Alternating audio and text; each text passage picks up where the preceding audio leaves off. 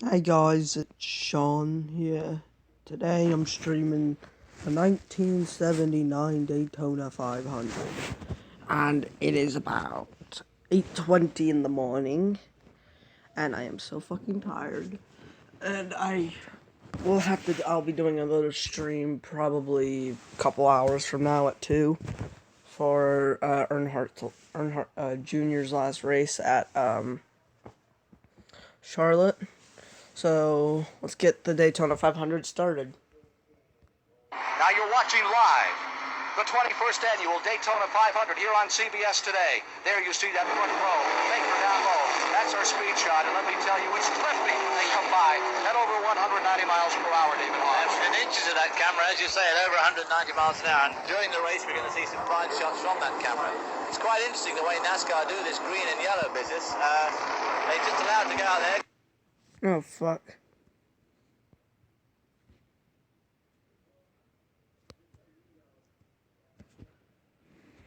Sorry, guys.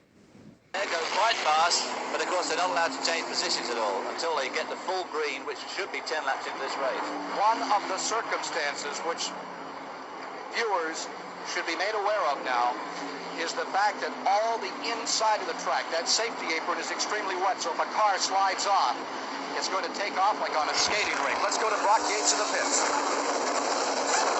Ken, I've got Herb Neff with me, the crew chief on Buddy Baker's pole-winning car. Herb, it said that Buddy gets tense a little bit sometimes at the beginning of these things. How's he feel today? Well, it's the coolest I've ever seen Buddy in my racing career. He's walking about this high most of the time. Maybe it's because that Spectre Oldsmobile is running so good and the engine performance so good and the oil that we use is performing so good, that Spectre oil. How about this humidity? You've had some changes in the weather right away just before the start. Have you made any corrections in this engine setup? My engine made changes for the weather change, and I mean, that's one thing that makes him so good. I mean, Woody Wilson, one of the greatest engine men in the business. We changed for the temperature. The tire wear is I think is going to be a factor. I mean, Goodyear. You're ready, huh? Okay, Herb's ready. Everybody's ready down here. Back to you, Ken. They have been up all week. That team is so pumped. They did come in with new sponsorship this year. There's Benny Parsons' automobile. There's the shot. You're the passenger. You're riding with the Daytona champion, Benny Parsons. And that'll give you just a slight feeling of what it's going to be like when they put the pedal to the metal, Obbs. That's what they'll be doing in about 10 laps' time. Of course, as you say, the infield now is terribly wet, so if anybody slides off into that grass, they're going to pick up speed awfully fast. About 60 miles per hour at the present time as they come by. The Baker car on the pole has done just an incredible job all week. Baker, as I've seen him over the years, is always tense, and he has been relaxed over the past few days. But how can anyone be relaxed when they know they're going to go for 500 miles here on this 2.5-mile track? Earlier, we talked to the man who won this race 1 year ago, leader of the Alabama gang, Bobby Allison, about his strategy for today's 500. This is just another race. I've won some and I've lost some, and I'd like to win this one again, and I know it'd take a little bit of luck on our part to win it this time. It took a little luck last year, and maybe it can happen again. Bobby Allison, hoping to make it 2 years in a row after coming here and struggling so many years. This track always defeating him, and it was the track year after year. It lurked there like a shadow over Bobby Allison. And then last year, driving for Bud Moore, they came home winners. Now he'd like to make it 2 in a row. Not only did they come home winners, of course, they came home winners from right near the back of the pack. He started off last year in 33rd spot. Yesterday, in the 300-mile sportsman race, which serves as a prelude, an overture for this great Daytona 500, there was trouble on lap number 3. In the third lap, we had a terrible crash take place. And look what happened here. And this is something we didn't notice yesterday. Notice this car spinning. Directly in front of it is a red car. That's 3-time Grand National champion, Jack Ingram. And as he blew an engine, 43 got on his brakes, lost control, and he is now hit by car number 50, Joe Frisson. His car leaps into the air at 190 miles per hour. The front end is gone. Frisson just riding it down. The driver of number 43, Freddie Smith of Spartanburg, South Carolina, spinning, doing big 360s. His car totally wrecked, and other cars zipping by at nearly 190 miles per hour. And then watch what happens. Frisson's car almost is stopped, just barely rolling. It is tagged by Del Cord of Savannah. The car goes into a fiery 360. Son of a bitch. And there is more to come. Down the track, there's car number 68 bouncing off the wall, and car number 4, Biles, going way up on two wheels and gets it back down. Red Farmer's car, the blue car on the inside, he has crashed. Another view. Back straight away. There you see the stricken car number 50 paralyzed in the track. And here comes disaster.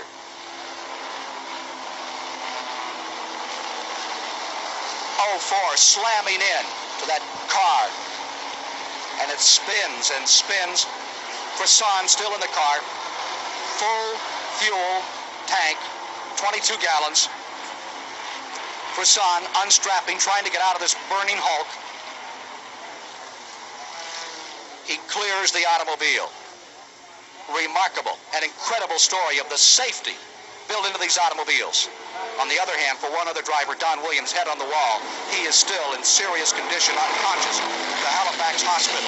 He took the full brunt. He tried to miss the crash, and he had gone head on right behind that big flaming eruption. Now you see the Goodyear blimp coming into position for today's 500. And there you see some of the 100,000 people here.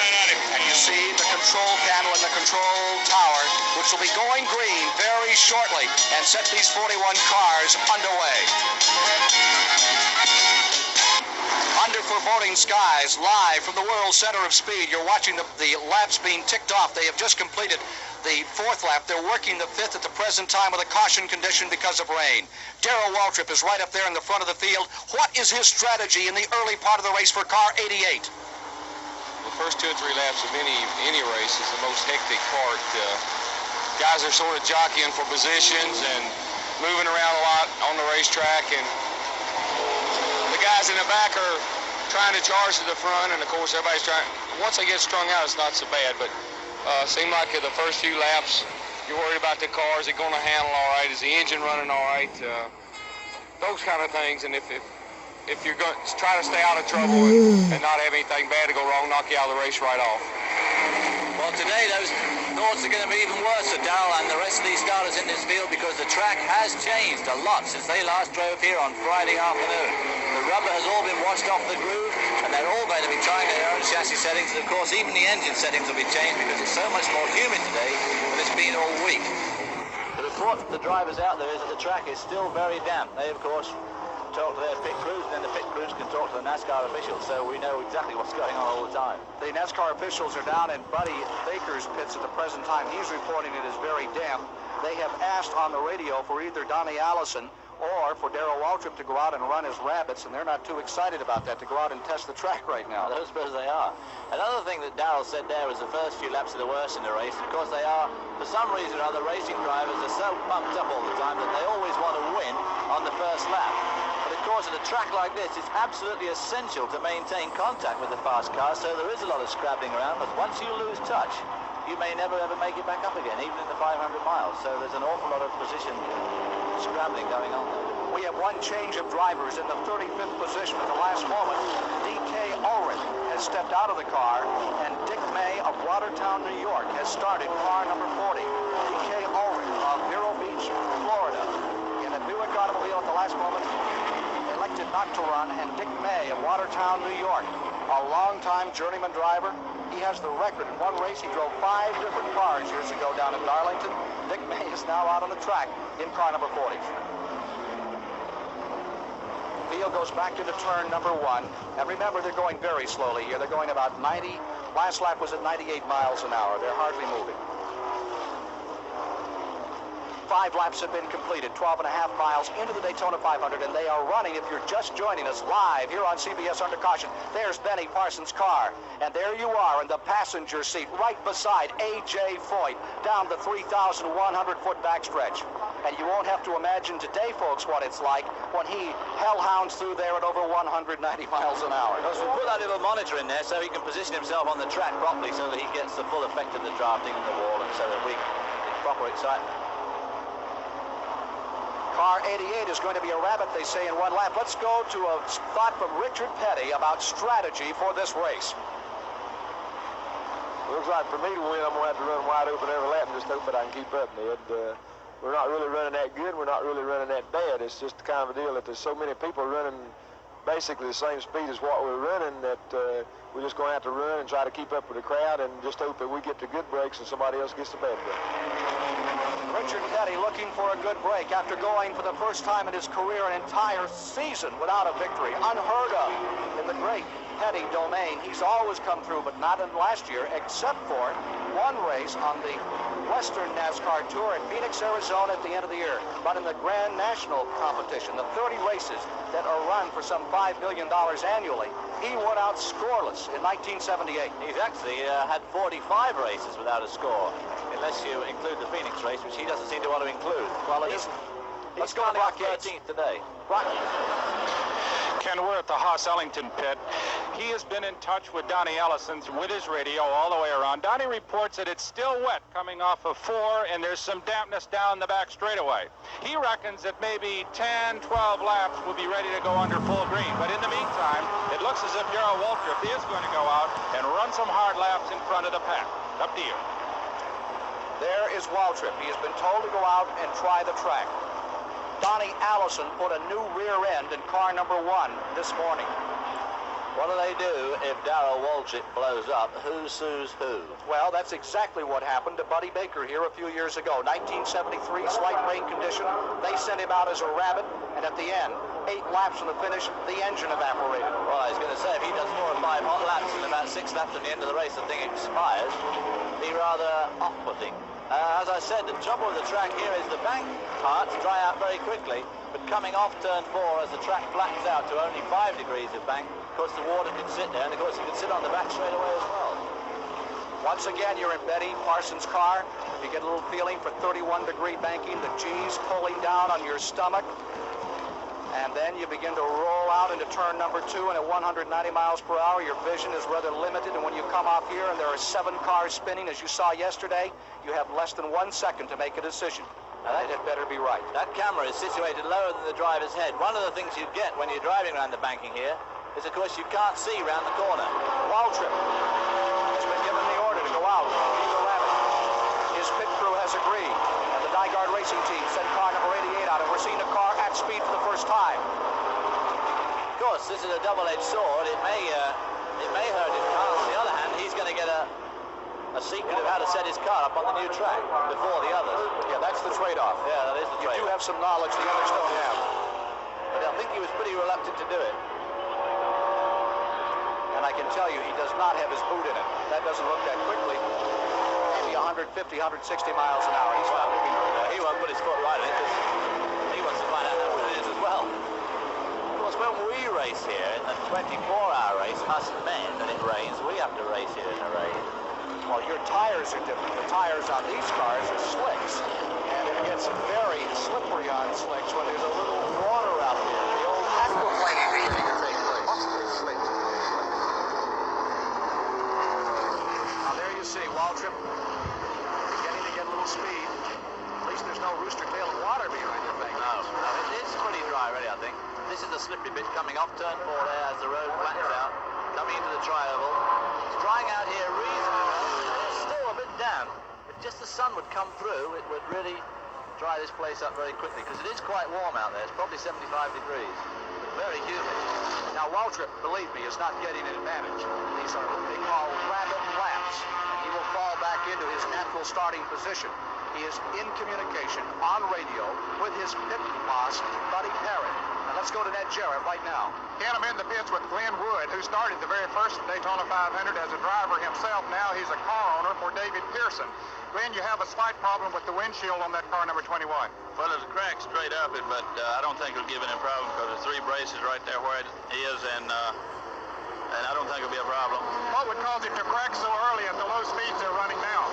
Well, this is a new car, and sometimes you can't get it fitted exactly, but we ran all week and didn't have a problem, and some windshields are made a little bit different with a little bow more than the other one or something, and we hadn't run this but 2 laps, so it just got a little place in it. I don't think it'll bother. Will you plan to do anything about it? Well, we can put a piece of tape over when we stop the first time, just for assurance. Did you give David any particular instructions before he went out as far as strategy is concerned? No, he uses his own. We got a radio, though, and we'll take care of that. Okay, that's the story from Glenwood. Back to you, Ken. Waltrip's car is pulled on pit road. He's talking with crew chief Buddy Parrott at the present time. And there's a NASCAR official there, I think, too. Isn't he kneeling down by the car? Yeah, there he is. Indeed he is. They say it's about 5 laps, but this might change things. That windshield is a bit scary, you know. When you're going around here at 195 mile an hour, there's an awful lot of pressure trying to push that windshield into the car, which is why these NASCAR cars have the bars inside the cab. You can see that on Benny's car, in fact.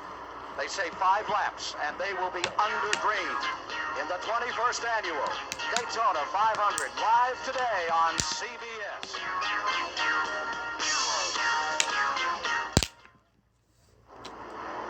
The sun beginning to play peekaboo with over 100,000 people gathered to watch the running of the Daytona 500.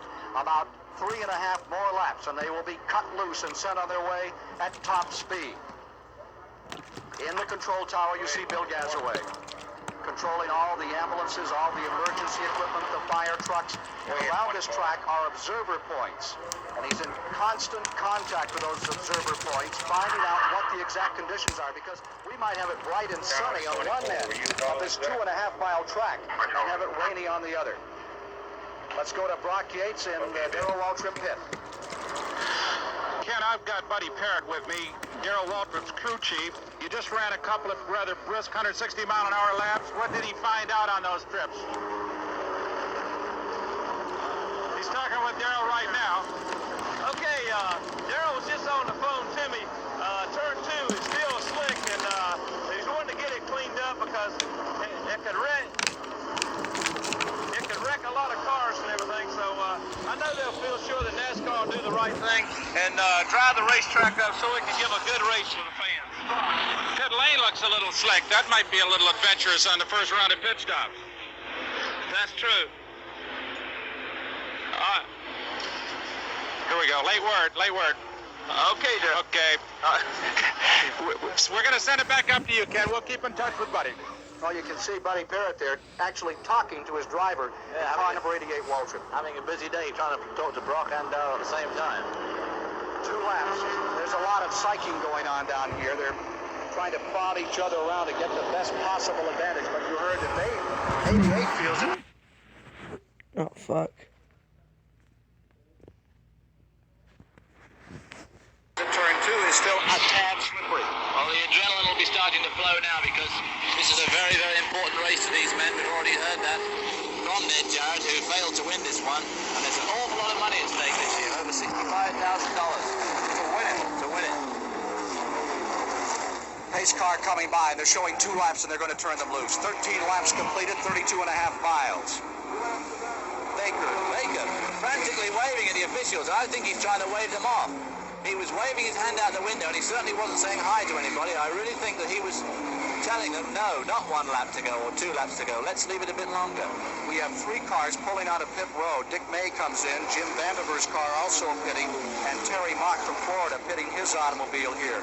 Maybe topping the tanks or making a final adjustment on the cars. Countdown continues. We are working to the 15th lap. Flagman Chip Warren, caution flag in hand. Now he's shaking his head. Is someone telling him something different? If you're just joining us, it has rained through the night on into the morning and cleared just about an hour before post time. They have tried frantically to dry the track out for a start. We have now run 14 laps officially of the 1979 Daytona 500. We've run them under caution. There you see the pole. Okay, we've just had a word from the control center that Baker says turn 2 is too slick. And so does Allison as well, Bobby Allison. And I notice the NASCAR officials are coming back out here to the side of the track, and there will be a few more laps before they turn them loose in this event.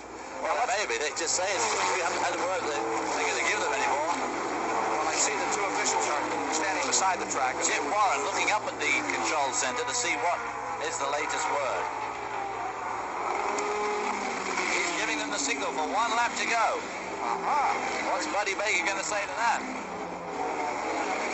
They're going to try and turn them loose this time. Well, of course, this is the point. You know, you could look at it and say, well, they're racing drivers. They'll just have to go through turn 2 a bit slower and you know, play according to the rules. It's not that wet. It is just a little bit damp. Cuckoo Marlin getting his automobile back in the control tower. There you see the switch in hand to turn them loose. Lance Childress and Ernie Moore, who had moved out to the side of the track, are now moving back. The pace light cars, sorry, the lights on the pace car you see are off, and that tells the drivers also there's only 1 lap to go. Indicative of a start. 15 laps have been completed, 37.5 miles. They'll be getting green this time. Can Baker pull it off?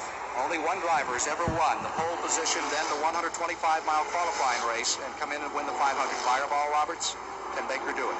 Won the pole with a new record. The 125, he ran almost as an experiment to make sure the car would do all the things they wanted to do under race pressure. And it certainly did that. Buddy Baker's been looking incredibly strong all week. But of course, 500 miles is a long, long way to go at 190 miles an hour. The pressure is really on. Here they come out of turn number 4. Here we go. Down for a start. The lead cars wanted to wave it off a few more laps.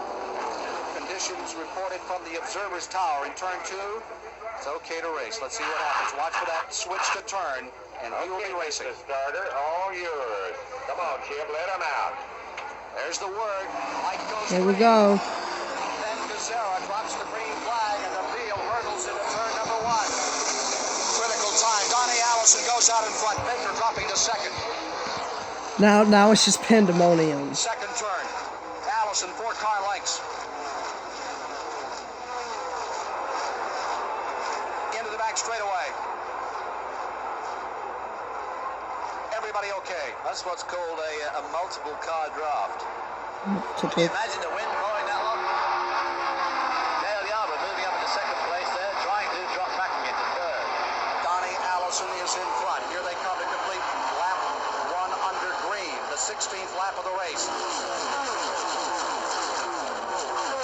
As they come to the tri-oval, the leader is Donnie Allison. Buddy Baker is in There we go, Donnie Allison. Lead. Lead. Rides in 5th. A.J. Boyd is in 6th.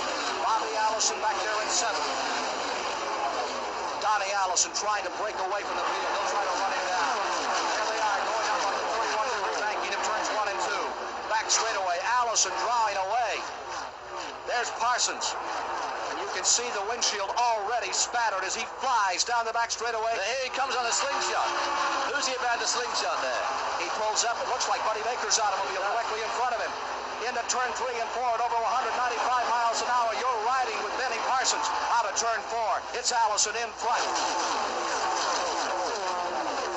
I wonder if they let me take over one of these pit stops. The fuck, there's a whole huge gap. Donnie Allison pointing as he came by. Boy, this is going to be a controversial one. Baker in second. And look at that Oklahoma land rush back there. Second, third, fourth, all of the kibble. I just saw Richard Petty. Donnie Allison is doing an incredible job here, pulling away from a multiple car draft, which is almost impossible to do in this racing. If he could just make enough room and really get away, he'd be in very, very, very good shape.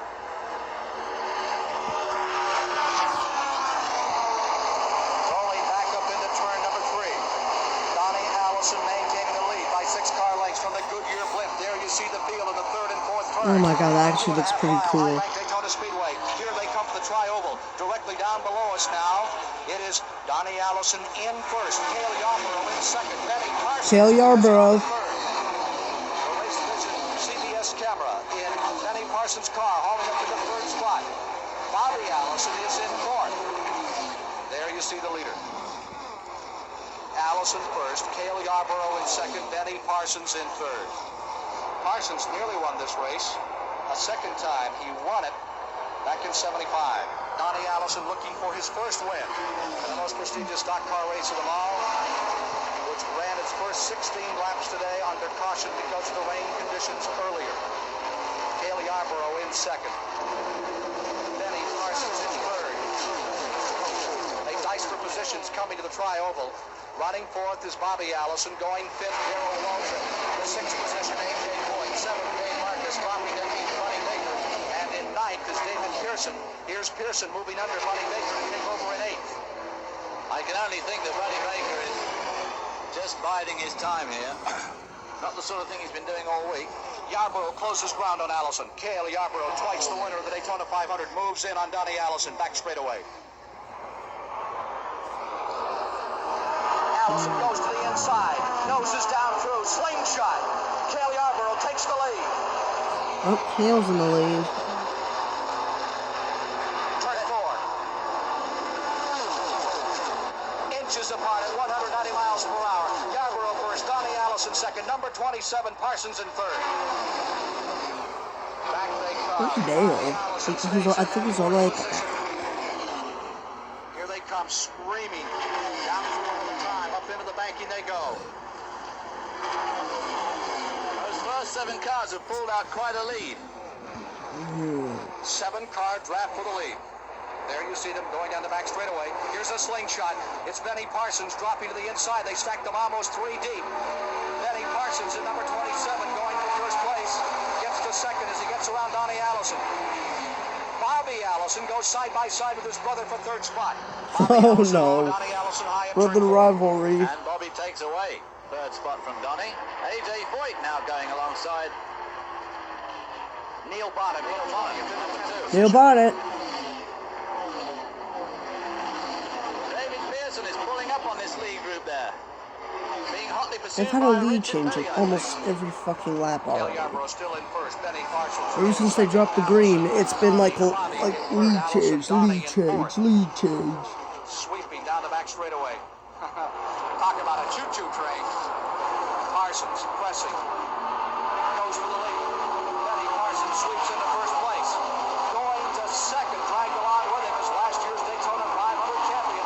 Bobby Allison, Cale Yarborough falling to third, Donnie Allison fourth. Waltrip in the 5th position as they hit turn 4. Waltrip in 5th. Dave Marcus in 6th, the red car. A.J. Foyt in 7th. Time running in 8th. David Pearson about 3 car lengths behind, or 10 car lengths behind. A.J. Foyt's on front 4. Parsons in front. Allison in second. Bobby Allison second. His brother, the younger brother, Donnie Allison in third. We'll be back with more live coverage of the Daytona 500 after this word from your local station. Oh, there goes another one. Just 3 seconds from first back to 13th. We're 29 laps into the race, 72.5 miles. Vandiver limping onto pit road. Field coming by, struggle for the lead. The Allison brothers are going to go at it. Oh no. It's Bobby Allison low, Donnie Allison high.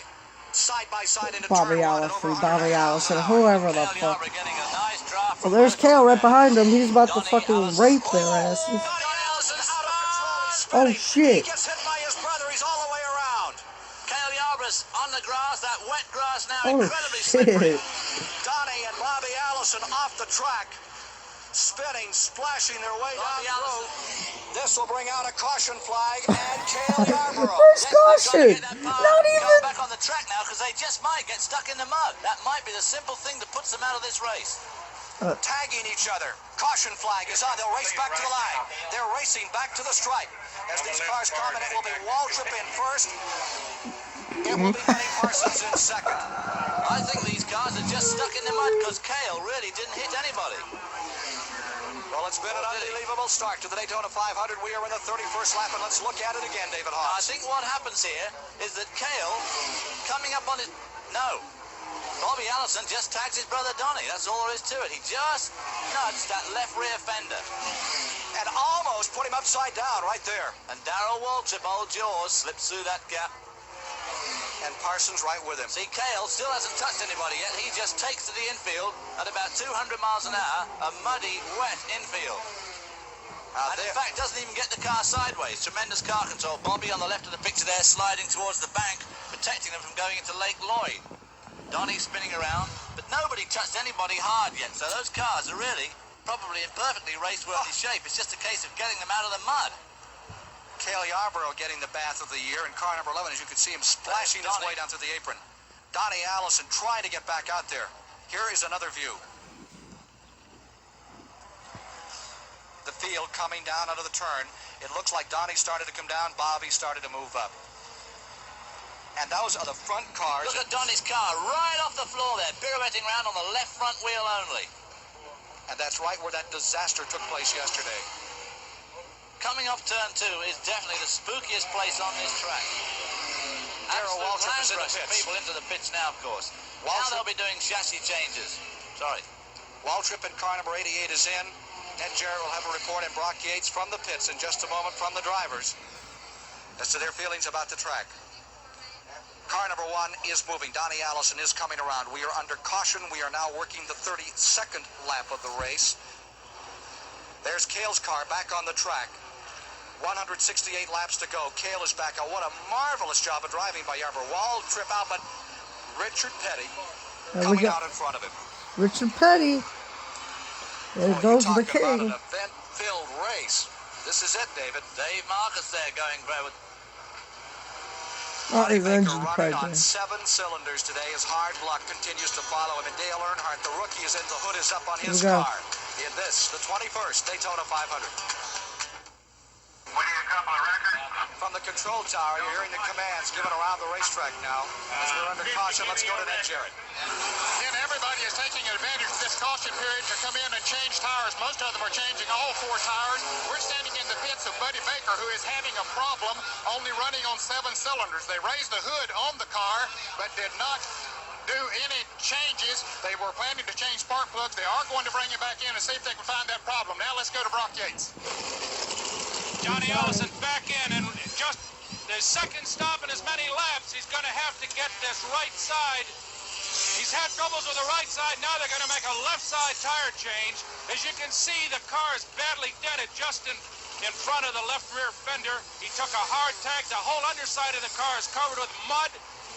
He's got some real problems. The car does not sound very strong. We wonder how long he can last. Back to you, Ken. I think what's happened here is running through all that water has bothered. There's his brother just in front of him. Bobby Allison, car number 15, coming on the track. Bobby Allison. Allison. Be there at all, because we saw earlier what happened when they had to crash at that same point yesterday, and here they are both just coming in and changing tires as if nothing had happened. So they're both extremely fortunate to be out there in the race. Of course, this is just what Buddy Baker needed, a yellow early on to try and keep the average down while he can get his engine trouble sorted out. That's true. That's a good idea, buddy. Stuck out there, I think, or they're pushing him Good job, buddy. I meant Baker. Cale is just coming into the pit road area now. Cale Yarborough in a Junior Johnson car. Cale twice a winner here in 1968 and again in 77, pitting car number 11. He has to be frantic, but what a fantastic job he did of driving. He kept the car straight while going across a skating rink with a 600 horsepower car. Absolutely. There's a look of Cale Yarborough. I bet he's not looking like that now. I bet he's absolutely fuming in there because he was nothing to do with that accident, really. Car number 28, Buddy Baker, is also back in, and they have both the hood up and they have the trunk lit up. Here's Ned Jarrett. They're changing spark plugs on the car, Ken. This is something that they thought they'd have to do. Buddy, what happened? I don't know, Ned. It's got something fouled out in the engine that won't run. Okay, that was word to Buddy Baker, and you can see he's a very disappointed gentleman. Now let's go back to Brock Yates. We're at Bobby Allison's pit. As you can see, the left side of his car is dented as well. They did not make a tire change. They just made a fuel stop. But we'll only have to wait and find out what kind of damage is done underneath after that spin. Up to you. At the 34th lap, the car which had started 20th on the field, Neil Bonnet of Hueytown, Alabama, plagued by problems all week, has appropriated first position in these pit stops. Bonnet, number 5, is now out in front in the Jim Stacy, Harry Hyde, or rather in the Jim Stacy auto. Good job. Good job, Neil. Neil Bonnet, a young driver out of Hueytown, Alabama, from the same mold as the Allisons. They have brought this kid along. He was the protege of the Allison brothers on the short tracks of Alabama, the Birmingham International Raceway, and those tracks out there. Well, we talk about Buddy Baker's Daytona luck. Poor old Neil Bonnet just hasn't had much luck in racing generally. He keeps joining teams and then disband, and it's good to see him doing so well today. Donnie Allison is back on pit road. Now, there's Benny Parsons' car again. You can see that's the kind of vision a driver has. Windshield wipers at 190 miles an hour are not too effective. They certainly are not too effective. And that's oil from somebody's car and a bit of water. And you can see the sort of problems they have as the race progresses. And it gives you some idea of the kind of pressure these drivers are under. The only pit stop, the only time out, the pit stop, such as we're seeing now, other than that, they're on deck all the time. There's no defensive unit, no offensive unit, no taxi squad to put in out here. Bonnet is first. A.J. Foyt, 1972 Daytona 500 champion, has come to second. Remember a year ago, Foyt flipping 6, 7 times down here in turn number 1, side over side. He's back, just as tough, just as strong, just as great as ever.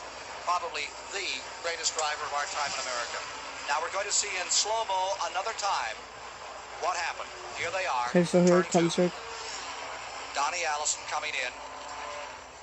Bobby Allison just touches his brother at 190 miles per hour. Bobby fucking bumped him. He bumped him. Kicks up.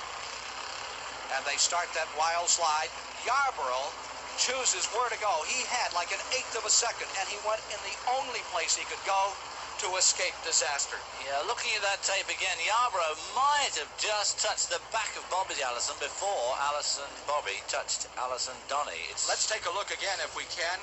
In a moment, we'd like to see that again in that replay and watch car number 11. Because that's the thing, when you're doing 190 mile an hour around a 31-degree bank turn, it's very, very difficult, not impossible, to keep these cars within inches of each other without touching from time to time. Now here it is again. We'll see it again.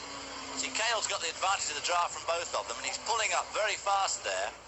It might have even pulled the back end out of car number 15. Probably pulled exactly. He got into the draft and just touched the corner there of car 15. Donnie and 15 comes up.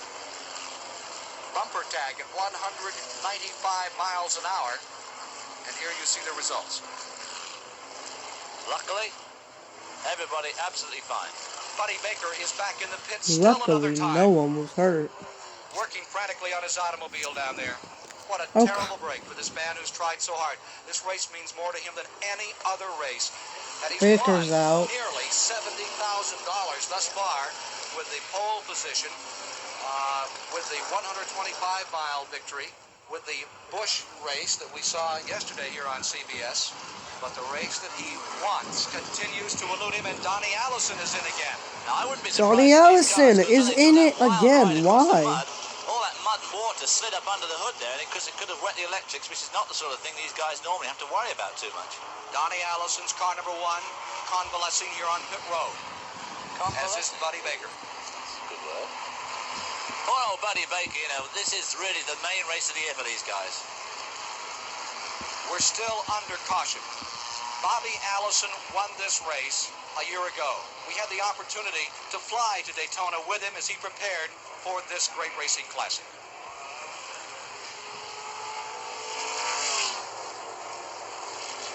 The defending Daytona champion, Bobby Allison, loves racing, and well he should. He's earned over $2 million on the track, but while other drivers use fishing trips and hunting expeditions to get away from the pressures of power and speed, Allison uses his aircraft for all the relaxation he desires. Well, I really enjoy racing, and I really enjoy flying, and it just seems to go together. The flying allows me to do more racing. Hey, Allison, as a kid, did you want to be a pilot or did you want to be a race driver? Well, really both. I got real interested in flying when I was 14, 15, 16 years old, but I was also interested in racing, and finally, my interest in racing took me away from flying. When you're up here in this twin-engine plane, do you think about the old days when you and Judy used to scramble, stiff-hitching those cars out of Miami all over the country? I think about a lot of those times when we spent all night the night after a race getting home, all night the night before qualifying, getting to the racetrack. Qualifying. They actually call it qualifying for once. I really would have loved to have stopped at a motel, and I couldn't because we didn't have the money, or I couldn't because we didn't have the time. I wouldn't be able to get the car ready for the next race if I took a night off. As we get over Daytona and you prepare to set down, what are your feelings about the Daytona Speedway? I feel that it's can be one of the best tracks, and it can be one of the worst tracks. It's a track that's not been my friend for a long, long time, and now is kind of one of the places that I feel good about. I'd like to come back and win the Daytona 500 again. For many years, Daytona was a very ominous place for you. It didn't hold much luck, and then last year it all turned around. When you come back here this year, is it a friend, or is it just as ominous as it used to be? Well, it definitely is as ominous as it's always been. It's a place where, disaster can strike in just a split second, and you have to be aware of that. I think that you have to really totally keep in mind that, you're at a big, fast speedway, and even though now I've had success here, I still have to be as careful and as on guard as I've ever been here. steady and as on guard as ever. Today, victimized by a spin out of turn number 2, Bobby Allison, defending champion in the Warner Hodgson car, is 2 laps down. And on this track, 5 miles is a long way to make up, David Hobbs. Yep, well, as I said earlier, he's lucky to be only 2 laps down, but of course it's almost impossible to make up unless tremendous trouble strikes everywhere else. His brother's back in the pits again, with the hood up. He is reported as 1 lap down. He was able to come around and get back in here. I think Cale Yarborough is also reported as 2 laps down. Yarborough, twice a champion here, now 2 laps down. Here's Brock Yates. Ken, this Donnie Ellison crew is just having a terrific time down here. They've just been working their tails off for the last 4 or 5 laps. It's the toe-in on the right front side that was damaged in that collision with his brother, and they just can't seem to get it right. Hopefully they've got it so it'll steer correctly now, but we've got some problems down here. Back to you.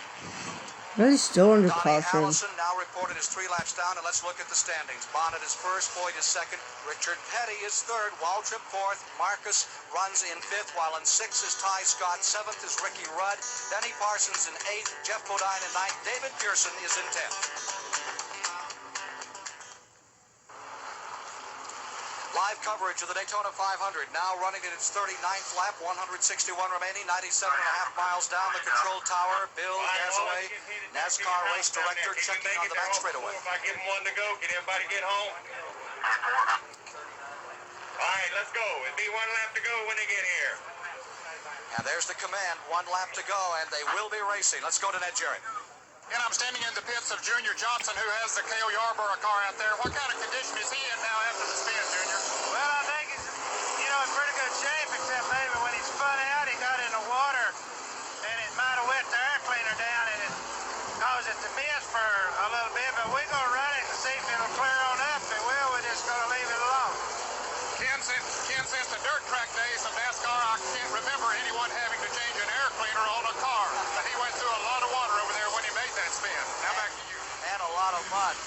Junior Johnson, the last American hero, hoping to get this one home, but he's 2 laps down. A lap, and Chip Warren will drop the flag once again. Now Parsons is running in the 8th position we mentioned to you. The top rookie in the race is Jeff Bodine from Bellingham Bass in 9th. David Pearson is in 10th, and Bruce Hill is in 11th as we look further back in the field. A lap, and they'll be getting the green once again. It's been a whale of a charge up in front. Tremendous pressure on the leaders. Nobody's able to get away. The average for the race is down about 130 miles an hour because of the spins and because of that very slow start. The first 15, 16 laps being run under caution as they try to dry out the track. Buddy Baker's car is still on pit road as they get ready for green. There's your field coming down the back straightaway. And down on pit road rest Buddy Baker's hopes in car number 28 of being the first man since Fireball Roberts to win all 3, the pole, the 125 qualifying race, and this one. And it looks like this race is going to restart without Baker. Here they are. Now on the bottom of the track are the lap cars, the slower cars, while the fast cars are all up on the outside. Finger on the switch. When it goes off, they'll turn on. Come on. All yours, Mr. Starter. Green light on. Green flag. And here it comes, a charge to the green flag. Charging there along the bottom of the track, trying to make up about 4 places, which he successfully did before they crossed the start-finish line. It's some story if Cale Yarborough could come back and make up those laps. If there's one that can do it, he is the one. There's Neil Bonnet out in front. A.J. Voigt tucked in 2nd place. A.J. the back straightaway, tight running. Looks like 1 car from that angle. They're running so close together in the draft, trying to break away from Richard Petty in 3rd. A.J. going to the inside. No. And we have a loose change. Power on, and he goes into 1st place. Richard Petty gaining ground on Neil Bonnet Oh, there comes Petty. right behind Darrell Waltrip. Live, the Daytona 500 on CBS with A.J. Voigt. Neil Bonnet in 2nd. Richard Petty rambling in 3rd. They thunder into turn number 1. Waltrip moving the inside. Waltrip working. Darrell Waltrip, the Franklin, Tennessee driver, goes into 2nd place. Dropping Voigt to 3rd. Now he falls to 4th. Now he's fallen to 5th. And Dale Earnhardt, the rookie, coming up on the inside of Dale Earnhardt, here we go. I think Dale Earnhardt might be a lap down. That blue and yellow car, number 2. Waltrip goes for the lead. Ty Scott in number 30, the Penargil, Pennsylvania driver. Ty Scott mixing it up with the Giants out here. I think some of the Giants might be a little bit nervous about that. Whoa, it's close. Just touching bumpers. Pulls out of the draft and right into Here the comes front Dale. Dale's in the back. Number 5 goes back in front. Neil Bonnet back into the lead. Look at those switching and swapping of positions out there, David. The draft in air is tremendous. These cars are being sucked and blown around from all spots. There's Neil Bonnet. There's Neil Bonnet. Current leader. It's nice to see him up there because he's had a bad couple of years. Hi, Becklin. Second position, trying to make up a lap is You missed like two. You missed about like 20 laps of caution. More car out in front. If a caution could come out here, you could circle the track and make up a lap. Earnhardt. Here comes Earnhardt. This kid Earnhardt, the Austral number 2, the car out of California, the driver from North Carolina, second generation. There he is. He's in second, I think. Short track drivers in American racing history. The well-known Ralph Earnhardt. His kid looks good today. Dale's had a fantastic week here. He really has. But as I say, I think he's a lap down, but I'm not sure at the moment. Look at those cars kissing that wall as they come into turn 1. Bonnet challenged on the inside by Earnhardt. You don't have to be a jerk. Is that lap down? Still wheel to wheel, and right in the middle of the mix, up on the outside, is number 30, Ty Scott. Look at Ty Scott. Weaving about, that they cause, it pulls the cars in front or behind. It actually moves them around on the road. Come on. Is your leader. Number 2 is 1 lap down. And we're waiting for again. First we're told he was a lap down. There's Dale in the fucking yellow and blue car. Hey, he sure runs like a champ today. Look at Bobby Allison's car. They're all beaten up in the front, but still going very, very effectively. Oh, Number 02. Marcus Pitting, number 02. I can't believe what there's going to be trouble up here in the front. They're so tight, so send me that route, by the way, Declan. Can you send me it? Nobody giving at all, as you said. They can't keep this up for long. It's bound to spring out. Covering a city block a second in rush hour traffic. Take a look at that. Oh, that doesn't. Earnhardt's in the lead. 3 wide, under Ty Scott. Baker back in the pits another time. Earnhardt blazes back into the front of this group. Earnhardt is the leader. Earnhardt reported as the leader. Let's go to Ned Jarrett. They're still fucking fixing this guy's car. On the car, they have already changed all 8 spark plugs. It did not cure the problem they had. Now they're going to other parts of the ignition, hopefully to find the problem. They're about to change the Buddy Baker's out of the race. He's out. They're too far down now to make a comeback and have a chance of winning this race. But Dale Earnhardt does in car number 2. Here he is out in front. Here's Bobby Allison drafting with him, trying to make up a lap. Meanwhile, down on the inside, here's Parsons at number 27, making his own stand to get back in the lead. Danny Parsons is pulled into second spot, dropping Ty Scott into third. Waltrip has moved to fourth. There's Earnhardt, your leader, out of turn 4. 9 cars, less than a second apart. Make that a 12. Just then Dale won the Daytona 500. Nah, I'm just kidding. He doesn't win this. He's only won the 1998 one. The one that we watched. The first one that we did. Earnhardt in first. The crumpled car number 15 riding just behind him. Still trying to make up a lap. Beep, going up. He doesn't even have a sponsor. Buddy Baker is climbing out. What a disappointed man he must be. This is the biggest race of the year on the NASCAR circuit. This is like the Indianapolis of the USAC scene to these men, and what a terrible disappointment it must be to Buddy, who had such a fantastic week right up till just 47 laps ago. 1961, it began for him. His father came here. His dad couldn't win this race. And in 1979, Buddy Baker can't win it either. Poor old Buddy Baker has a reputation as a car breaker. People say he drives very hard, but there's no way you can say he drove that car hard. Newsflash, he wins next year. He wins the year after it. Buddy, you look like a very disappointed man. I don't believe it. As good as that car run all the week and then today on race day. I don't know. When they dropped the green flag, it was skipping and popping so bad I couldn't even keep up, and it just got worse first to where it wouldn't turn but about 6,000 RPM where it Where's did turn Buddy to Baker? He 75. So passed. looks like I'll be back in next year trying for my first one here. Boy, that's disappointing. Well, you can just see it in his face, Ken, the disappointment that he has. He was so high for this race, thought that it was going to be his first Daytona 500 win after everything had gone so well here for a week leading up to today. Hold up. He's had 475 races. He's only won 13. I feel bad for that guy. Buddy Baker, a spectator, watching this field, wishing he was part of it at over 190 miles an hour, assaulting the high banks of Daytona. That's racing luck.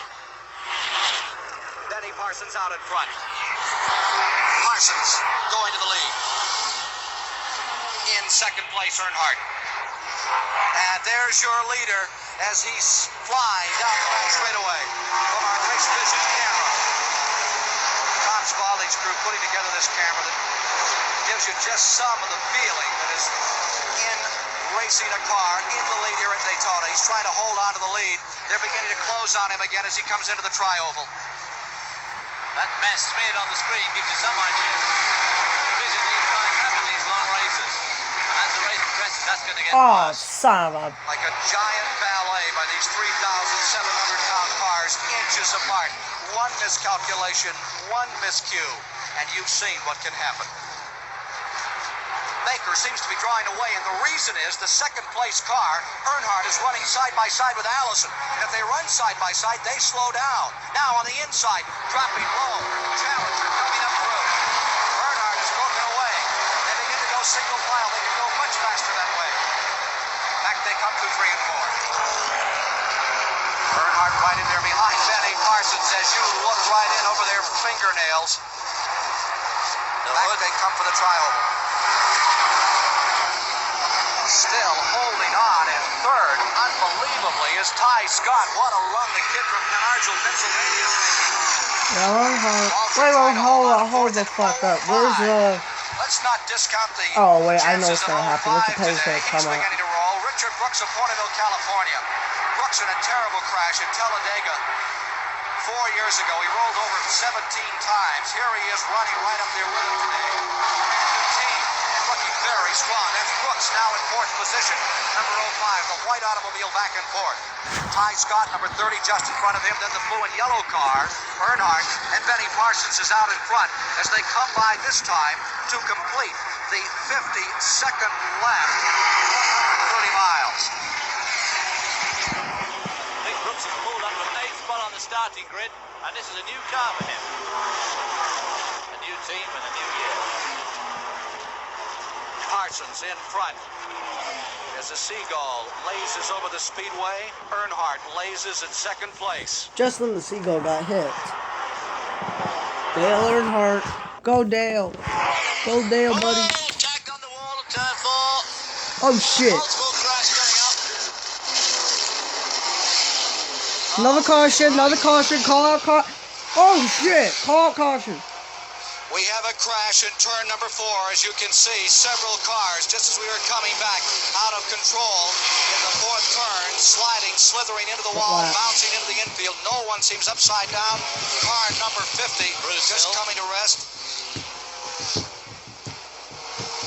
We have some replays of this incident. There is Bruce Hill's car, sliding with the 87, the Baloo car, into the infield. And then behind it, all hell broke loose. From another viewpoint, out of turn 4, down off the 31-degree banking, you see them spinning, sliding, trying to ease the cars through. David Pearson, number 21 in there, too. Pearson's cars crashed in the front, crashed in the rear. We have one car destroyed up in the wall. This is taking place in the 55th lap. A wreck-strewn Daytona 500. Well, this is going to bring out a very, very long caution. They're going to have to move these cars, obviously, and then they're going to have to go over this track with a fine-tooth comb. The hell is wrong with this? They have had, like, third fucking caution. Oh, Becoming damaged fuck. commodities up here in turn number 1. $35,000 to $65,000 cars out of it here in the Daytona 500. And there is David Pearson's car. He's standing beside the machine, already free of it. That other red car up there is not A.J. Foyt's car, is it? No, it is not. That's the car number 50. No, the other red car, the one in the middle of the track. Bruce Hill's automobile. There's one in the middle of the track, a red car, but we can't see the number from here, and I'm just wondering if that's A.J. Foyt's car. Bruce Hill out of his automobile. Bruce Hill has climbed away from his car, and there you see the two wrecked automobiles waiting for verification on the two cars in the crash.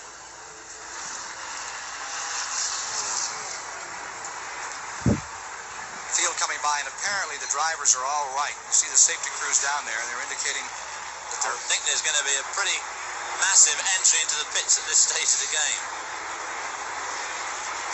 David Pearson, former winner, will not be a winner today. Chewing his gum, always a silver fox, no matter how bad it is, looks a little relaxed. Ty Scott pitting his car, most of the leaders now coming on pit road. But the Wood Brothers car, which has won so many times here at Daytona, will not be a winner today. From the very beginning, the Wood Brothers have been so formidable out here in this race. They've won this race with A.J. Foyt, of course. They won it with Cale Yarborough in 1968. They've won it with David. And now you see the safety crews taking away one of the drivers from those wrecked automobiles. Well, there's A.J. Foyt pulling into the pit, so that's not his car that's stuck in the middle of the track. It may be Joe Milliken. Looks to me like it's Joe. It must be Joe Milliken, which is very unfortunate. He was a man if I was going to be asked to pick an outsider, it would have been Dale Earnhardt or Joe Milliken, both rookies, and both extremely showed tremendous form this week. Joe Milliken, in fact, is driving Benny Parsons' car from last year, number 72, owned by L.G. DeWitt from Allaby, North Carolina. 56 laps have been completed. A bad crash in turn 4. We've had 1 and 2, 1 and 4. We'll look at it again in replay as they pick up the debris from these two cars that have socked the wall. I believe it started with 50 and 87, and then behind it, everybody gets into it. David Pearson right in the middle of it, sliding toward the infield and almost cuffing another car on the inside of the track. Because this is the thing when you have these fantastic multiple drafts, when anything goes wrong, I mean, everybody is right in it, and there's just no really avoiding it. No way at all.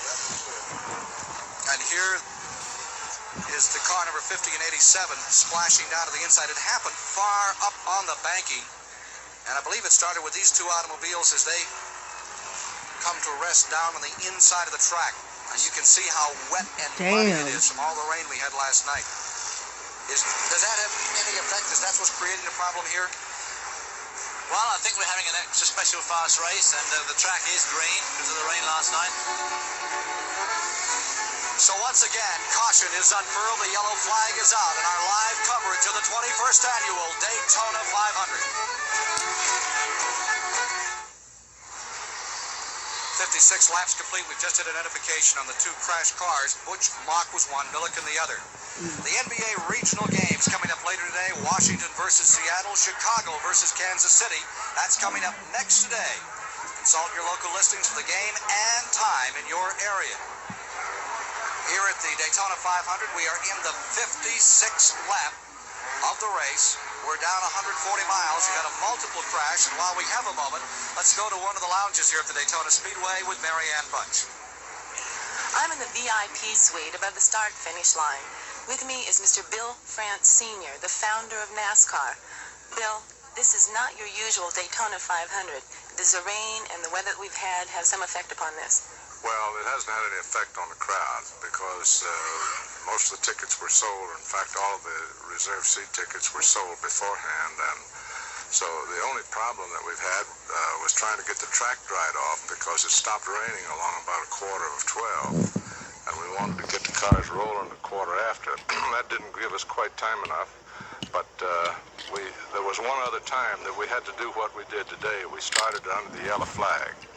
And I think we counted the first 15 laps under the yellow flag, gave them the green flag, and away they've gone. And we just had a big pileup, and I don't know, probably will take another 5 or 6 laps maybe to clear the track up.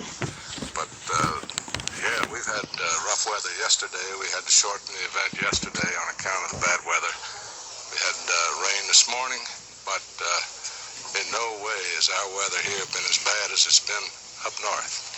Can you tell me, these are the fastest speeds they've been turning here this past week, all through the timing and the qualifying. Do you think the combination of the speed plus some of the water possibly on the track is causing the race and the happenings today? No, I don't think so. I think, well, speed, the cars, the thing about it is the cars are all running pretty close to the same speed, and there was probably 15 or 18 cars out there running in pretty much of a bunch. And when cars are running at 180 miles an hour, and there's that many, in like a big high-speed traffic jam, you're awfully fortunate if somebody sort of doesn't spin out or something right in the middle of it, and that's what apparently happened. I didn't see the beginning of the accident up there. I don't think anybody was injured in the accident, but it was a big pileup. From the mentor of NASCAR, back to you, Ken. Thank you, Marianne. Here's Darrell Waltrip coming into car number 88. One of the leading contenders to win it, and you see Benny Parsons' car in, and for sure, it looks pretty rough for a lot of the guys who were considered favorites in this race, David. They're lifting the hood, the bonnet, I'd say, on Darrell's car. It sounded rough when he went past last time. Let's go down to Brock Yates in the pits. Ken, Benny Parsons just made his stop here under yellow, and he saw me standing here, and he gestured as to how the camera was operating, and I gave him a big thumbs up. And told him that things were working just fine, and gave me back a big smile, and he's very pleased that he's contributing to our show as well as to leading this race right now. Interesting point. Benny stopped, as you know, under the caution flag. Everybody, I'm sure, who's viewing this race wonders why everybody leaps into the pits as soon as the yellow goes out. Well, obviously, when you come in under a green flag here at Daytona, the cars out on the racetrack are running 190 miles an hour. They're departed. They're running away from you at the matter of 1 mile every 20 seconds. So if you spend 20 seconds in the pit, you've already handicapped yourself a mile. So the secret is to come in when everybody's running nice and slow, and you can get your fuel on board and get underway without losing a lap. That's the secret. That's why everybody's in here. That's why we're here as well. Up to you. Richard Petty is now in the lead with all of these pit stops in the 59th lap. Number 43, Petty is first. Terry LaBounty is running in second. He is a rookie running in second spot, and another rookie, Jeff Bodine, is running third. Buddy Baker is back on the track. At this point, he is just running for points for the NASCAR championship this year. He's well out of the hunt. We've had a report that shunt up in turn number 4 began when Gary Ballou, another rookie, got up into the wall and started to spin. And the car number 87, you saw the results. He came bounding down in front of car number 50. And from there on, it was a wholesale holocaust for some 6 or 7 automobiles. All drivers are reported as all right. All the drivers are okay. But the former winner of this event, David Pearson, is out of the race. A terrible break for a man who's tried so hard to win on so many occasions. We talked to him. The Silver Fox lives less than 3 miles from where he was born, but it's a lifestyle removed from the beginnings for the mill worker's son from Whitney's Mills. Along with a new house, airport attached, a new 5-acre lake, David Pearson has perhaps the most unusual trophy room in sport. Hey, David. What a beautiful place. Hey, you got a country store in the bargain, too. Oh, yeah. What are you keeping? A little bit of everything. Well, let's take a look at it. Okay. Gosh, it's not the easiest place to find you. No, I kind of wish you would wait a little bit longer before you come. Give me time to get the place fixed up. A couple of months anyway. Thank you.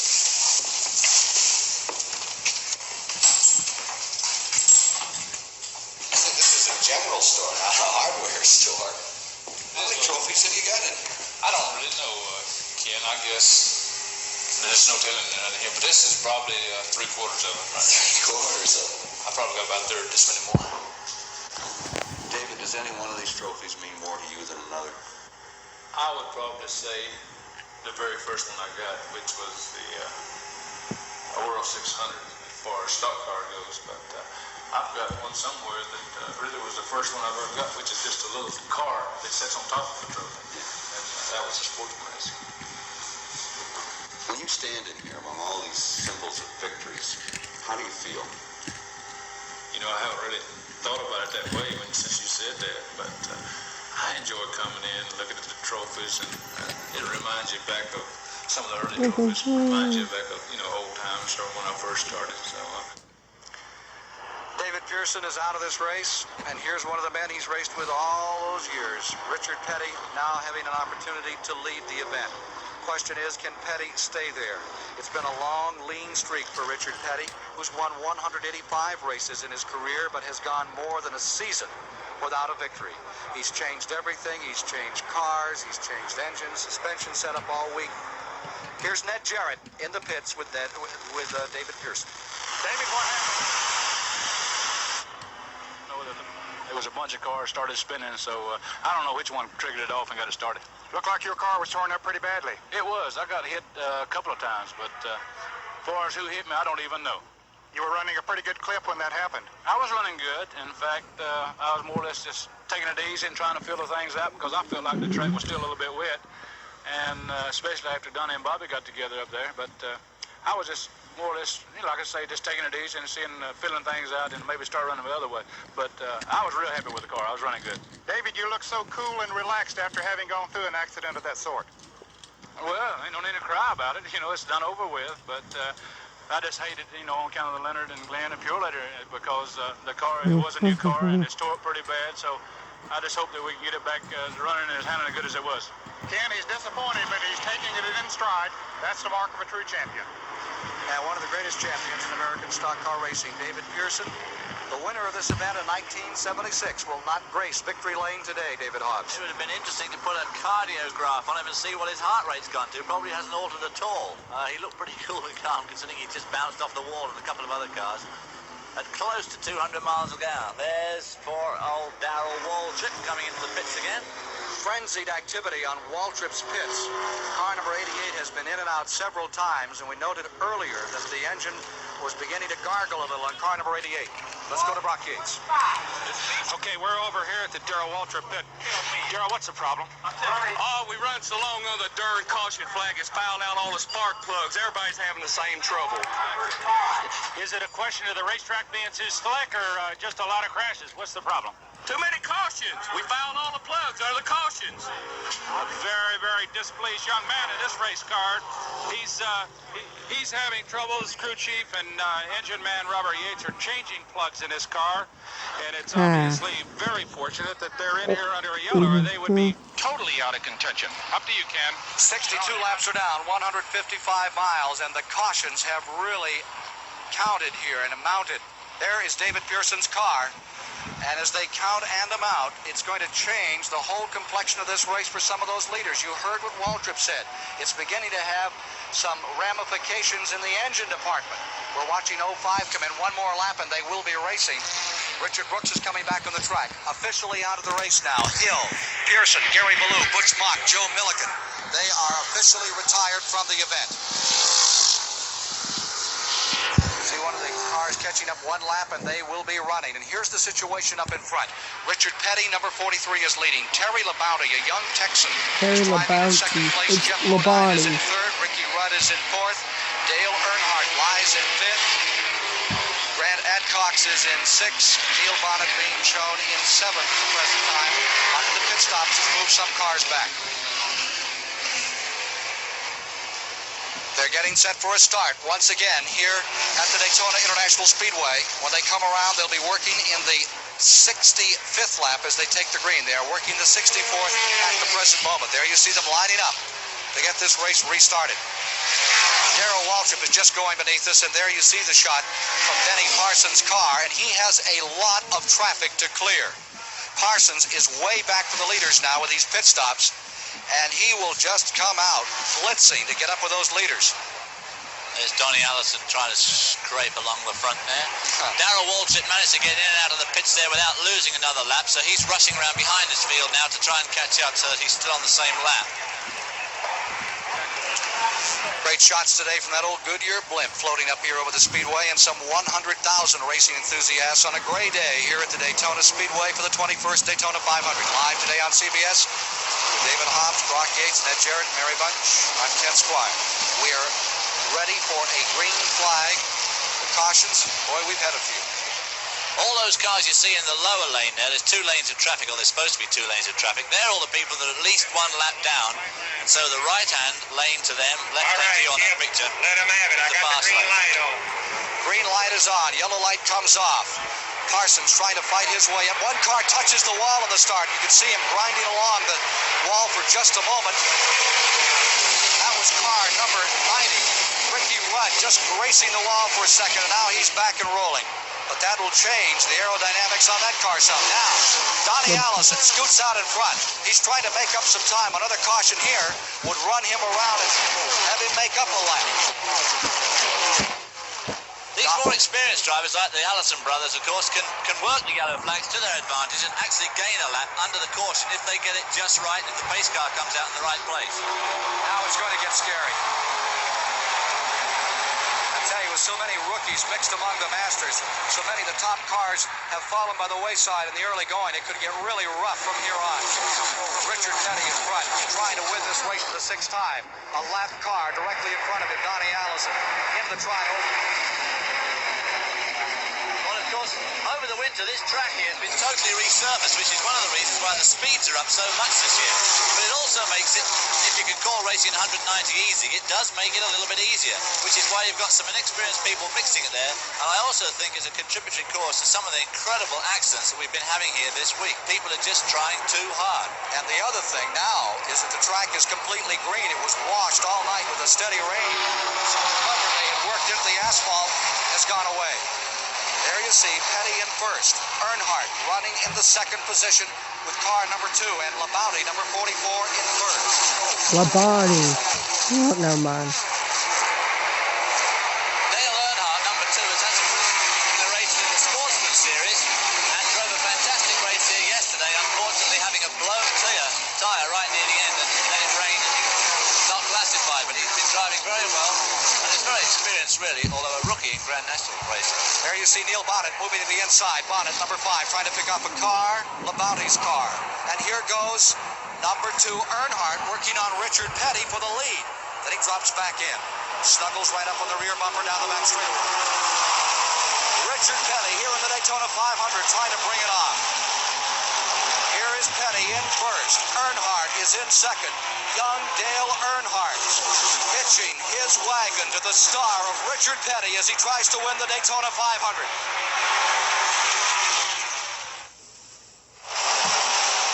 Rookie Dale Earnhardt just sliding underneath Richard Petty, dragging Donnie Allison a couple of laps down with him. Car number 50, Bruce Hill, has re-entered the race. He was officially out, took it back to the garage area, looked at it, and decided to give it. Here's Parsons trying to move under Labauti. They're side by side. Parsons blasting down into turn number 1. And here comes Labauti right back beside him. They're side by side for 5th position. Now down the inside goes Benny Parsons under car number 5. He moves into 4th. And there's Richard Petty right in front of him. Inches apart on the outside of Benny Parsons is car number 5, Neil Bonnet. And here you see them looking in from the outside now. What a picture. Neil Bonnet's car number 5 hugging the inside. He's on the move. He goes into second, drops Earnhardt to third. Here's Benny Parsons moving to 4th. Labauti dropping to 5th. Let's go to Ned Jarrett in the pits. Again, I'm standing by with Rod Osterman, who owns the car that Dale Earnhardt is driving. Rod, did you really expect this rookie to be up there fighting with those veterans in the Daytona 500 this early? We sure did. Why? Oh, he's a very gutsy guy. He's very dedicated, and he's got the little natural instinct that you know about, Ned. He looks like a professional out there. Well, right now I think he feels like one, too. Well, he's doing a fine job. Did you give him any special instructions? That he's doing it on his own? I think it's pretty much a team effort right now. Okay, that's the words from Rod Osterman, the owner of that car number 2. They're very proud of the job Dale Earnhardt's doing here now. Back to you, Ken. And there you see him in second place with Neil Bonnet out in front. What a pack. Nobody is getting any edge. No room for error. No room for the pressure to come on. Well, I make it at about 3.5 seconds covering the first 24 cars here. And that is some back. 3 seconds covering the first 24 cars before we have have a significant gap in the field. And Donnie Allison is just one lap down in car number 1. He's trying with a broken car. It's been torn up. You can see the rent in the side of it to get back in that lead lap. Look at him go. Number 1, Allison, trying to make up that lap. If he could just get in front, then if there was an incident, he could circle around the track and he would be right back with the hunters for victory lane here at Daytona. Parsons goes down the inside in number 27. There you see him. He's moving right in beside number 2, Earnhardt, for second position. Back we go to the lead automobiles coming out of turn number 4. Look at this jam session for the lead. This is simply incredible automobile racing. No margin for error and no speed limit. Well, this is all a result of the resurfacing here. It has made it just a little bit easier, and as you can see, they're absolutely all hanging in there. Car number 27, drafting off car number 1. Benny Parsons is in the lead. He is drafting behind. Car number 1, which is one lap down. See them seesaw back and forth at over 190 miles an hour down the back straightaway. Number 2, Earnhardt going to second place, getting beneath Neil Bonnet. Back in turns 3 and 4, working lap number. Oh, crash at turn 4. Neil Bonnet. Spinning. Harry Gant out of control in number 12. Into the wall. Gant goes back into traffic. Oh, shit. Missing him. My goodness. What an incredible Harry Gant. The absolute worst circumstance that can happen in NASCAR. He hit the end of that pit wall there and threw him back into the track, and he was just missed by everybody. Harry Gant in the Kenny Childers car number 12, destroyed. Gant trying to get out of the car. Are you fucking serious? Blown tire, because just as the last picture went out of frame, I noticed him very, very high on the track. We have the replay from the Goodyear blimp shot. Now watch what happens here. There's number 5 breaking away. It could have been a tire down. And look at that field. Just touching each other, nudging bumpers. And watch that car number 12, the black automobile rookie Harry Gant, former national modified champion. Out of control at 180 miles an hour, headed for the wall. Slams into the wall and rockets 300 feet into traffic back across the track. Just missed by one car, just missed by another automobile, and slamming into the concrete retainer on the outside.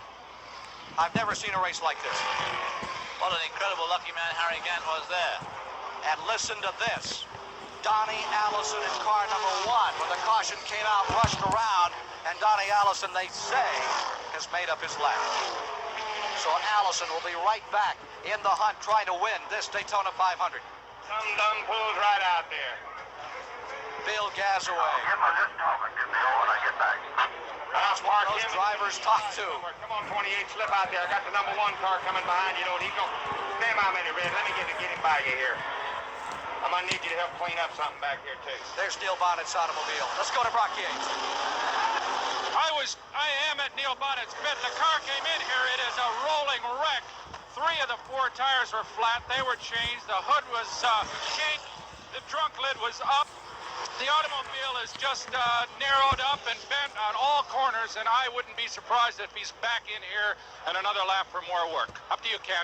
There's Richard Petty out in front, but the story right now is the resurgent Donnie Allison. He's never won this race. And here you see Bobby Allison's car looking even more sullen, more bruised and abused than it did earlier, coming back on pit road number 15, the Warner Hodgson car.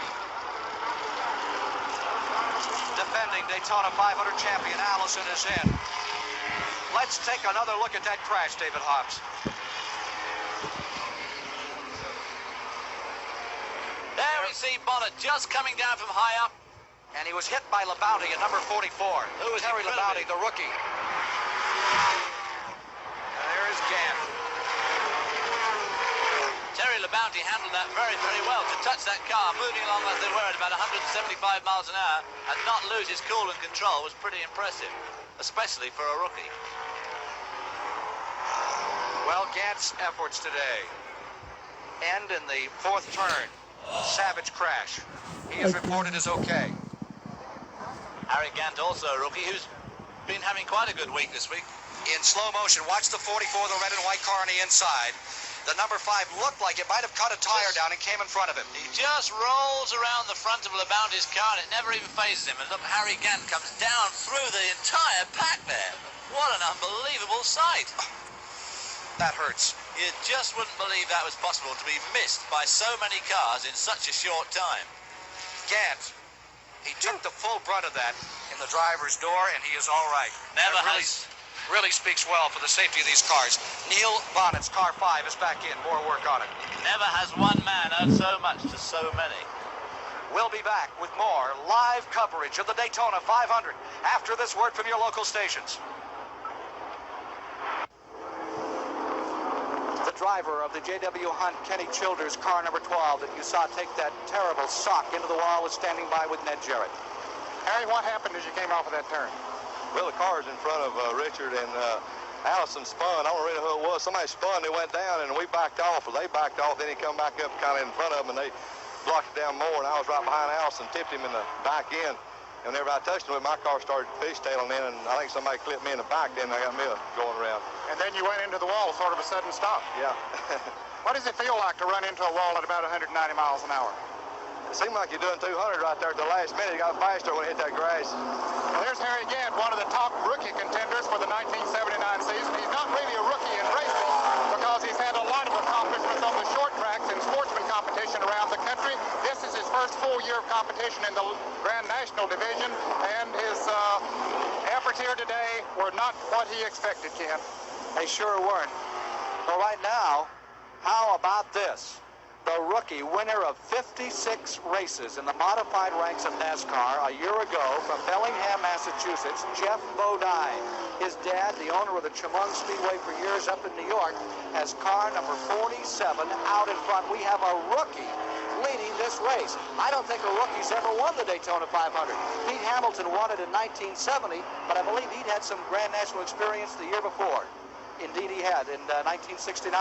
But here is a rookie, and this kid in modifieds has been having phenomenal success for 2 or 3 years. He has the patience and the prudence to be a Grand National driver. He is out in front, and there's a black flag, they say. What? There's one have a little chat. Flag going out for car number 50. That's Bruce Hill at Topeka, Kansas car, being told to come in for consultation. That's not a disqualification. That's that the inspectors want to have a little chat with him about one thing or another. Well, I think they do, because the car's already slammed into the wall once. It's all fallen apart, so I expect they're just checking out that it is really fit to race. Take a look at these standings. Rookie Jeff Bodine from New England is in front. Benny Parsons, the ex-Detroit taxicab driver, running in second. Ty Scott, the Pennsylvania driver, in third. A.J. Foyt, positioned back and forth. Richard Petty in fifth. And this start is going to be just as rough, just as close and tight as everything we've seen before. It's going to be frenzied activity all day today. Of course, the positions in these NASCAR races, they change all the time. We've had, I don't know how many lap leaders so far, but of course the only lap that it really counts on is lap 200. Marianne Bunch is standing by with the honorary starter for today's Daytona 500. I'm with Ben Gazzara. Ben, is this your first race, and what's your opinion so far? Well, it's the most exciting thing I've ever seen. It is my first race. I came down here because Richard Petty, Cale Yarborough, Darrell, and Bobby Ellison have become honorary chairman of a foundation that I'm the national chairman of, and that's retinitis pigmentosa. They did that because a friend of theirs has it. You know, it's a genetic disease that blinds young children and young adults usually. And we're going to see if we can lick it. We've started a foundation 8 years ago, and they're doing terrific research. These men are involved in seeing in sight, and that's part of racing, and it's back to you, Ken. Indeed they are. And the guys like Petty and Yarborough are the kind of people who actually work on things like that. Here is car number 47, Bruce Hill, the leader. And there you see Benny Parsons in second place. Parsons is running in the second spot. Ty Scott running third. Jeff Bodine's the leader. There you see Benny Parsons looking at the leader. Race's eye view. Benny Parsons, of course, could be asleep in this race. He's been complaining all week that he's been a bit off the pace, but he's not showing signs of that at the moment, sitting right there behind the leader, Jeff Bodine. One lap, and they'll begin fidgeting with the lead once again here at Daytona. It'll be lap number 80. 80. When they come by this time, lap number 81, the green will be unfurled. I tell you this, it must be in honor of our first time here for Flag to Flag cover. We're having the slowest race in Daytona history I was today. just going to say, it's certainly not going to be a record race for all the new speeds. Must be the slowest race they've ever had, just about, one way or another. Race Vision camera in car number 27, Parsons in second place. And there it is, looking for the leader, Jeff Bodine, who moved out of the modified ranks. He drove for a man named Dick Armstrong with a Massachusetts car for the past 3 or 4 years, had fantastic success, and elected this year to give it a shot. And Armstrong, who wasn't ready to move into Grand National, didn't want to, ran full-page ads a couple of weeks ago congratulating this kid Bodine and wishing him well for the season. There was a lot of feeling in the modified ranks that they might have left not on the best of relationship. Not true at all. Well, of course, with 54 wins, it's difficult to envisage him as being an actual rookie, but he's not used to racing on these super speedways. That's the thing. All those wins came on the half miles and the third miles of America. So all this drafting is new to him, the ultra-high speed is new to him, and of course this massive cars all moving at around about 200 miles an hour is also new to him. And we should point out that he's had trouble twice out here in the past week. He has spun out twice at over 180 miles an hour. But he hasn't been in any of the walls. The car is running well, and here he is up in front, ready to mix it up with the Masters as we get down for a restart. When they come by, they will have completed 202.5 miles. The field bunches up once again. It has been the most wreck Daytona 500 I can recall. Here's Bruce Hill up in number 50 on pit road for consultation. There you see the leader. Here is Benny Parsons right in behind him as they come down off the banking, headed into the tri-oval area, that Race Vision camera in Benny Parsons' automobile. He may be able to get a shot just on the start. Jeff Bodine rolls out in front. Green is on. Bodine in the lead. Benny Parsons in second. Here they come for turn one.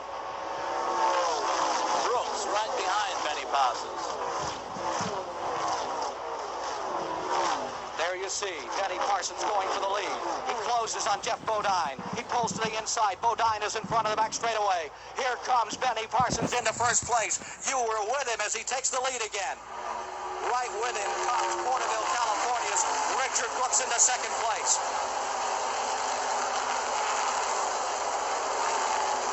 Incorrect. Brooks has shown one lap down. I was in error. Brooks just trying to make up a lap. I don't know where Dick Brooks lost that lap. He was on the lap. He must have had a wrong pit stop somewhere. Still showing Bodine in second. Ty Scott running in third. There's Richard Brooks sandwiched right in between the first and second place car. Bobby Allison still hanging in here today. We'll give you a capsule version of what's happened so far. With all the action we've seen, it shouldn't take more than 20 minutes. It's been an incredible race. Back straight away. Now here's Richard Brooks down to the inside of 05. Being shown as a lap down. He's getting beneath Benny Parsons. There you saw it. Benny in the cockpit. Then Benny drops back in behind him to pick up that drop. What pictures? Back they come. Parsons going again. Bodine leads on Bobby Allison. He tagged his fender in the tri-oval. Bobby Allison getting punched and hit on either side of his car at race speed. Bobby Allison has led a charmed life today, because in the accident a few minutes ago with Harry Gant, I noticed as Gant crossed over that he did in fact tag Allison and pushed Allison into Petty, and he just carried straight on, but he's been tagged 3 times today. But the resurgent Allison is still out here, still trying to make ground. We have a car slowing out of turn. Pond out of it. Very slowly down the back straightaway as the field hurdles by. That car is Lenny Pond. 54.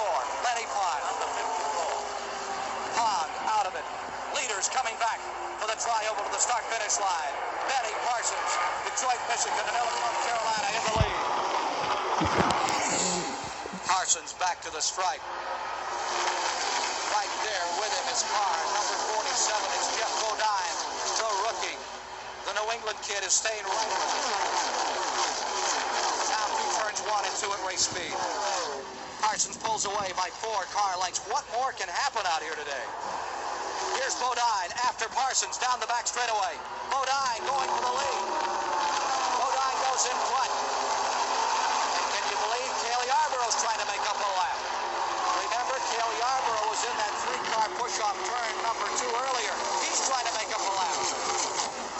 You see them come back like that through that speed shot. You get some kind of feeling as you fly through the windshield of what it's all about. Cale Yarborough's going very well there. Out of the draft. He's down low and he's managing to hang on to those leaders. He must have found some of that Junior Johnson power. Here are the standings. You see them there. It's Bodine in front. The second place car directly behind is Benny Parsons. Then in third is number 30, Ty Scott, running 4th overall in the field. Running in the 4th position, car number 51, A.J. Foyt. There's your race missing shot of a leader. Down he goes, plunging into turn number 3, up on the 31-degree banking. Back to the tri-oval, just barely out in front, Benny Parsons. He's managing to keep that car pretty low down through turn 3 and 4, which is an important part of race strategy here. If you can run low, you can run fast.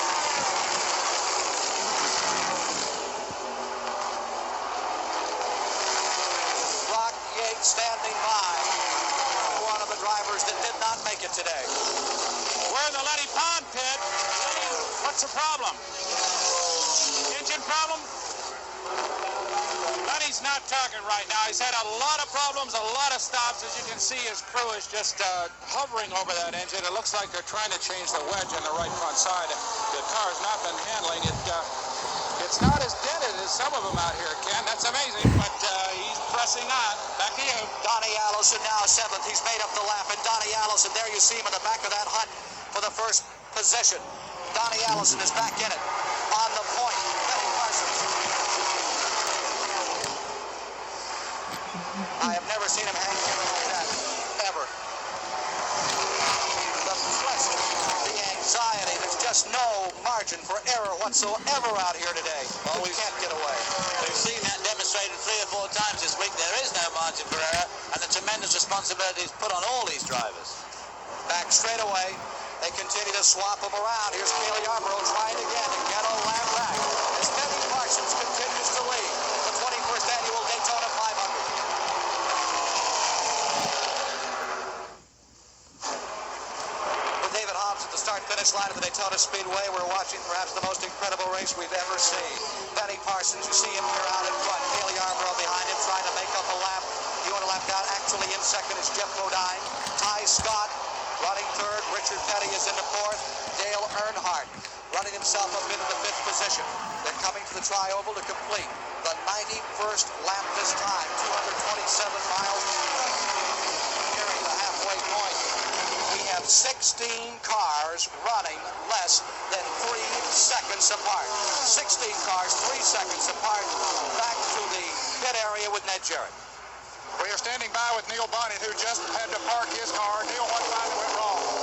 Well, Ned, I got up real high up turn 4 and got up to loose stuff, and the car started around. You know, I'm coming bouncing through the infield, come across that road, and I think it pretty well tore the chassis out of the car. I tried to go back, and when I did, got a big vibration on the car. I don't know what it is. Neil, you were running up front. Did the car surprise you today? Yeah, there's no doubt about it, Ned. You know, we'd had a lot of trouble all week, and turned out if I worked real hard today, the way as strong as the draft is, I could keep up with the guys. And about the time I get to having a lot of fun with the car, you know, I get headed the wrong direction. That's the story from Neil Bonnet. We haven't seen any pit stops under green because there's been so many cautions here in the race, but they're timing the pit stops as well from the time they come onto pit road to the time they leave, and to keeping accumulated times. Parsons has made 3 pit stops in the race. Total time on pit road, 2 minutes, 25 and 7.1 of a second. The Ty Scott car, amazingly, is doing very well on pit road. 3 pit stops, 2 minutes, 35 and 73 of a second. And A.J. Foyt has been the fastest on pit road from the time he entered to the time he left on 3 occasions. 2 minutes, 21 and 88 seconds. Well, there we see the 2 leaders. Well, we see the leader, Benny Parsons, being followed by Cale Yarborough, but they're doing the classic drafting thing. A 2-car draft. And Benny Parsons is taking Cale Yarborough away from his opposition, and can he pull him down a whole lap? Just look at them, the 2-car, perfect draft, pulling away from the rest of the field. Remember, Yarborough is a lap down, or 2 laps down, car number 11. Cale Yarborough in car number 11, and he was in the 3-car slide for life off turn number 2 today with Donnie and Bobby Allison. And there's Donnie Allison and Bobby Allison. And Bobby Allison is making up time. He has come from way back, a lap down. He is back and currently is running up in the top 5. His car, badly torn up on the left side, the driver's side. It's still out here going well. He's right behind Dale Earnhardt for 4th place. The yellow car, Earnhardt, is in 4th. And here comes Donnie Allison trying to move in there. Back with the leader. There you see Benny Parsons, and here you see 2nd, 3rd, 4th, 5th, back to 10th, all in a bundle as they move to the tri-oval and back up to turn 1. Benny Parsons and Cale Yarborough have got the NASCAR driver's dream come true. A perfect two-car draft is pulling away from the field. This is helping Benny, who's leading, and of course it just could bring Cale around that one more time at Pennant. Here comes Donnie Allison for 2nd position. Donnie Allison in the Haas Ellington repaired automobile is going to 2nd with his brother Bobby Allison tagging along. And right behind him comes the venerable A.J. Foyt in car number 51. A.J. begins to get in there now. He has waited now. He's shown a lot of patience. He's beginning to make history to get to the halfway point. Now these people have been getting a bit desperate about Benny pulling away so much. And if they would just settle down into a single file draft, they would probably go faster. But of course, that's like trying to ask the impossible. If you are new to motorsports, 2 cars running as these 2 cars are. There you see the leader, the car of number 27, Benny Parsons, from our line race mission camera. Running out from the Goodyear blimp, headed into the banking, dragging Cale Yarborough in his wake. That magical, mystical, invisible wake. And like off the motor mode, that car in 2nd place gets a good drag, and he runs at about half throttle as Bobby Allison in the white number 15 is doing off his brother Donnie Allison in the maroon car number 1. Leader, Benny Parsons with the left car. Of course, the principle of the draft is pretty simple, really, and that is that the front car punches a hole in the air, which follows it around, and the second car runs in that hole.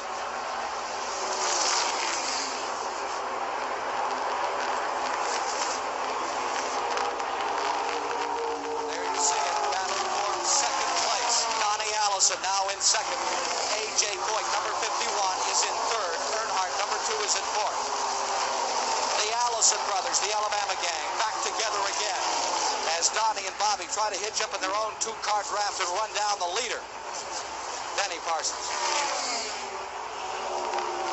Here's Benny Parsons. Cale Yarborough 1 lap behind, stays with him. More and more, A.J.